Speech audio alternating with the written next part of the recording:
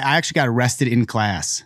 Crazy, right? How old were you? Well, so my first time getting arrested was 18, but like when I or 17, when I got arrested, went to jail, I was 18 years old. It was a day before my birthday.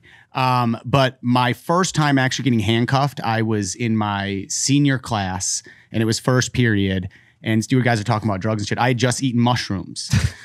And oh no, the TV goes dark, right? So it's like it was like, what's that? Like we watch the movies, you know, the teacher doesn't do shit except play movies. Yeah. So it was that one. So, you know, I eat them, I'm sitting and it goes dark. And so you're kind of like in this zone. And then all of a sudden the lights come on and like the bell hadn't rung and it was like all, you know, I'm like, what's going on? And two officers walk in the room and they're like, we're looking for Chase here. I'm like, how'd they know I was on mushrooms?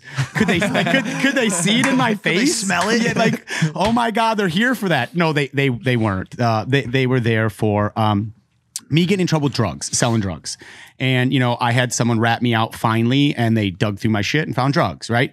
So they arrested me, they hauled me off, I bonded out, and then I went back in. I went to arraignment.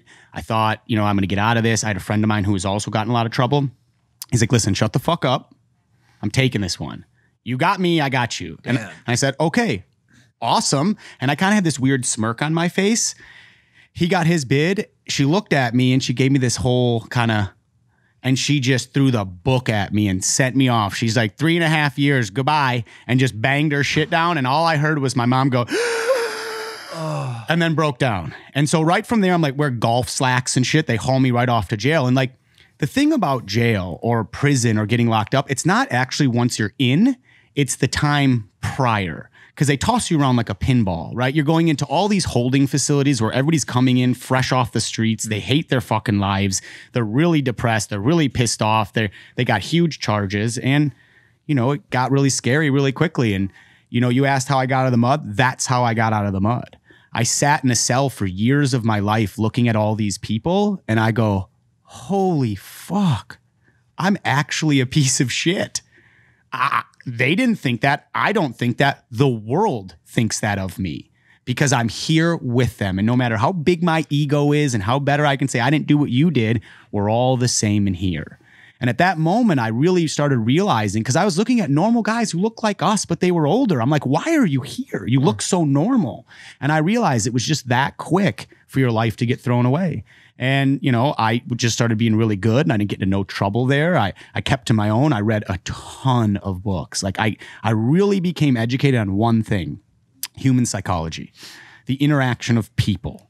Like, how did I understand the wits game and why did I lose it so much? Like, why was I so bad at this game of life, if you will, right? And once I realized that, I just did my time. And the day they let me out, I fucked up again and went right back in. Are you serious? Yeah. So, oh, no. He's like, I learned everything about what to do. Read books. They do nothing for you. Well, no, the thing is I have a really bad, you know, probation parole officer, if you will. She's probably going to see this, you know, which is crazy, but she was really, really tough on me. And she would make me take piss tests for weed. And like, I was just locked up for years of my life. Right? What do you think the first thing I did when I got out? Like, high as fuck. I got high as fuck. The next day, they're like, oh, by the way, you got to pass a piss test tomorrow. And I go, well, what happens if I don't? They're like, you go back for another 90 days. So I just got all my affairs together, realizing I'm going back for 90 more days. Well, you were probably happy as shit because you got high as fuck. You know, it was a short-lasted victory followed by a really terrible assault. And like, to be honest with you, I did that 2 more times. Wait, you really like weed? You're a weed addict. Yeah, and the thing is like, the thing is, wait, you what? No, you can't just blow past that, bro. You hold on. Yeah, I'm a fuck up. You know, the thing is being self-aware. How many times are you gonna fuck up until you, dude? You just gave us an inspiration. Like, I looked around, I saw these people. Yeah. I was like, I even read books about psychology, and then I came out. I forgot what the fuck was I reading? Was it 1 fish, blue fish, 2 fish, 3 fish? So yes, but how about this? Have you ever been in a really dark place in your life? I know you have. Have you guys been in a, like, where you don't see anything the right way? You're just looking for relief from the fucking pain. You just want it to stop. Like, it's just so debilitating. It's just a constant reminder that you're nothing, or that you don't fit in, or everything you've done up to this moment that defines you shitty. And it's tough when you're in that moment to not fuck up again, because you're all emotional.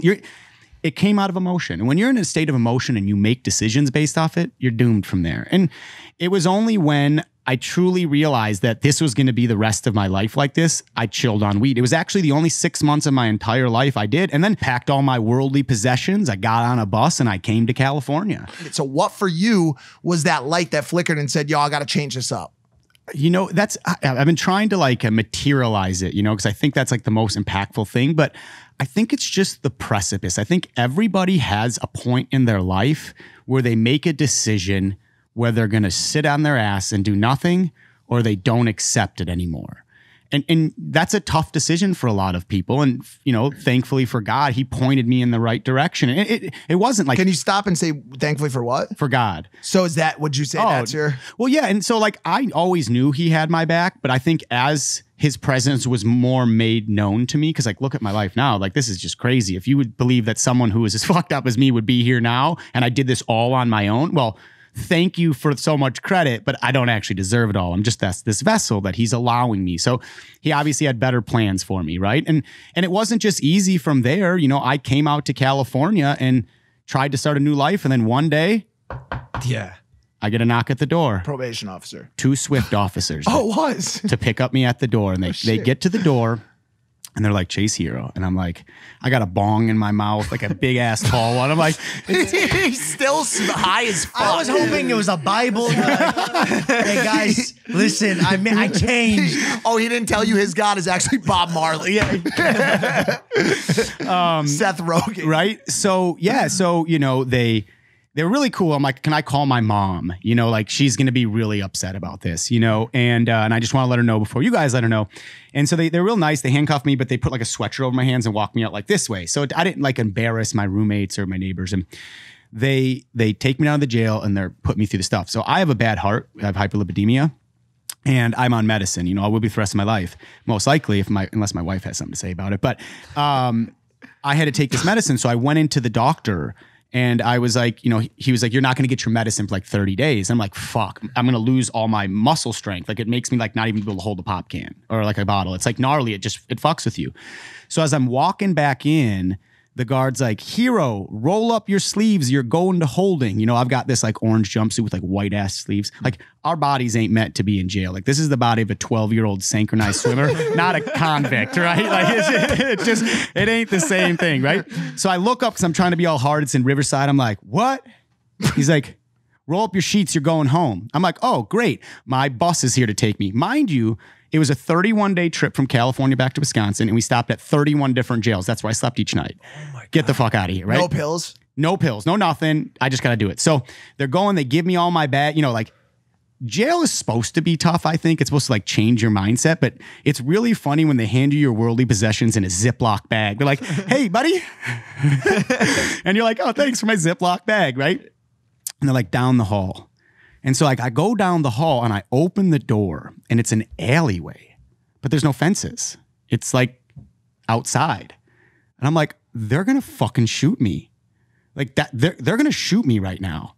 And I remember looking back at the guy. I'm like, what do I do right now? He's like, state of Wisconsin isn't going to pay to extradite you. You're free man.